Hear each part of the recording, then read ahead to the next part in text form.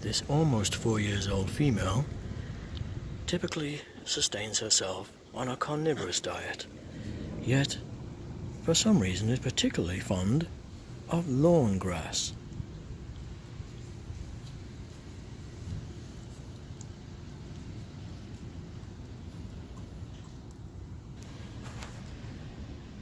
One of her most curious behaviors is when she finds a cockroach or some other interesting scent.